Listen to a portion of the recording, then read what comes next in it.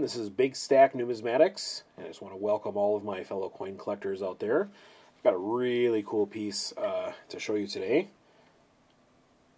This is Crusader Silver Denier. I'll give you a little bit more in-depth picture here in just a moment. I'm pulling double duty. I just filmed another video on my other channel, Big Stack McGee, and I just show off my kids' coin collection. So if you're interested in seeing what I've bestowed upon my kids coin-wise over the last 7 or 8 years, you can head over there and check that one out. But yeah, this one, we're going to take a look at some Crusader silver.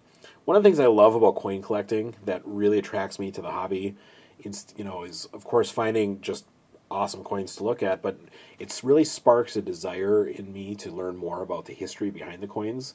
I think out of everything, with just imagining the hands that some of these coins have passed through, and I don't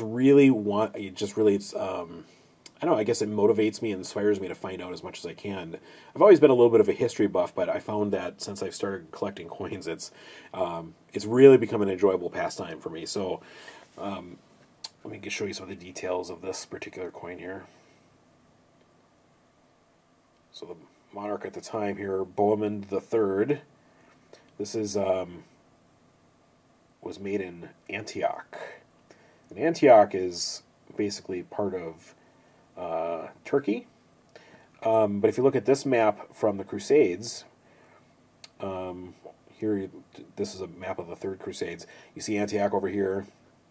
And it was a Crusader State, which means that it was one of the places that had been taken by the Christian crusading knights in the First Crusade. And that's where this was minted. A little bit on this particular coin. This obverse here, it features a Frankish knight facing left in helmet, and there is a crescent moon and star on either side. On this side, there's a cross. It's a Maltese cross, short Maltese cross, and crescent moon. That's in its second quarter. And of course, there's also a Denier signature in there somewhere, and Latin legends around the outside. So buying this coin prompted me to do some research on the Crusades. Now, I knew that the Crusades were a fight between Christians and Muslims, right? That's what I learned in school, and it happened over many, many years in the medieval times, right? So I did a little bit of research to make this video and got some cool information. So pardon me as I go through just some of my notes. If you're done seeing the coin, have a great day, but I'm just going to talk for a couple minutes about the Crusades, kind of an abridged version, and I found this stuff just really interesting. So, in order to understand the Crusades, got to look back at the Roman Empire, because it basically, the fall of the Western Roman Empire happened starting around 376 for about 100 years, and that's where the Western Roman Empire started to lose power. They were having trouble governing from their central seat, and their outer reaches and things like that started to rebel. You had pressure from invading barbarians, which I'm sure you've seen in movies featuring that. You also had power struggles, internal power struggles on governance and all that kind of thing. But bottom line is, starting around 376 AD, the Western Roman Empire started to lose influence. The eastern part of the empire, also known as the Byzantine Empire, still was doing just fine. In fact, they moved the seat of power from Rome over there towards the end of the fall of the Western Roman Empire. And of course, even to this day, the cultural and spiritual influences of Rome are still there. Of course, the religion, in terms of Roman Catholicism, and of course, the Byzantine part, that kind of broke apart, and they had what's called Eastern Orthodoxy. It's all comes from the same parent, Roman Catholic religion, but there was a schism called the East-West Schism in 1054. Okay, so you had on the western part of Old Rome, you had Roman Catholicism, and you had Eastern Orthodox over on the eastern side, the Byzantine side, right? So fast forward about 600 years. Actually, no, I strike that. The schism happened about 600 years after the fall of Western Rome. Bear with me here, I'm sorry. Pope Urban II wanted to reunite with the Byzantine Empire and called for crusades. Okay, so he wanted to send over crusading knights to take back the Holy Land. And he called for that in 1095. He promised crusading knights heaven for crusading as well, of course. They were lured by plunder, whatever they could gain from doing the Crusades. In the very first crusade, 3/4 of the crusading knights died before even reaching the Muslims. However, in 1099, they did capture 400 miles of land around Jerusalem and created Crusader States.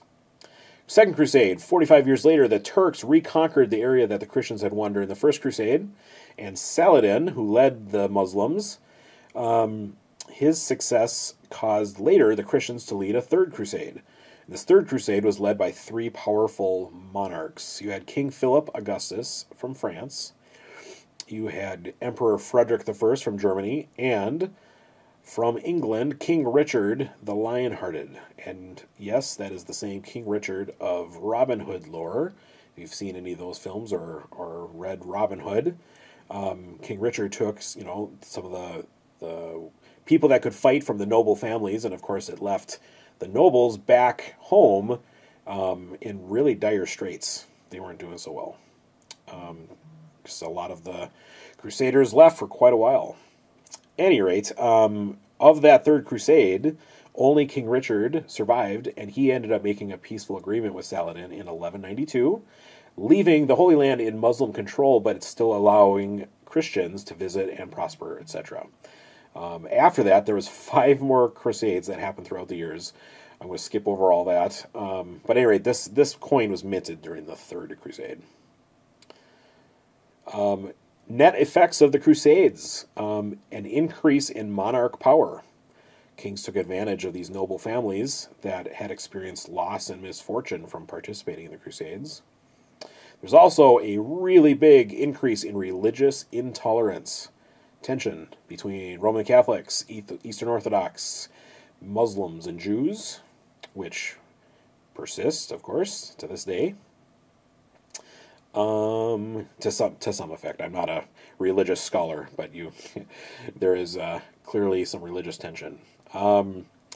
Let's see, what else happened? Oh, net effect of the Crusades, however, is that crusading knights brought back a taste for spices and the goods that they encountered in the Middle East, and those things being brought back to Europe sparked the age of exploration. And so, think of like the trips trying to find India to, hundreds of years later, and Christopher Columbus setting out and all that kind of stuff, is really, I think, owes a lot of those desires from the Crusades and the spike in trade that happened following. So there you have it. So a little bit of history on the Crusades. I am sure that I probably got some details wrong, and if I did, correct me in the comments below, please. But I just find this stuff fascinating, and now I am, my desire to learn more about this is there. So I think I'm going to have to get some books and read more because I'm fascinated. But one aspect of coin collecting, the desire for more knowledge and history. There you got it. Thanks for checking this out. As I mentioned before, if you want to check out what my kid has in his coin collection, head over to my other channel. But I appreciate you stopping by. I really do. And I hope you have a great rest of your day. This is Big Stack Numismatics. Take care.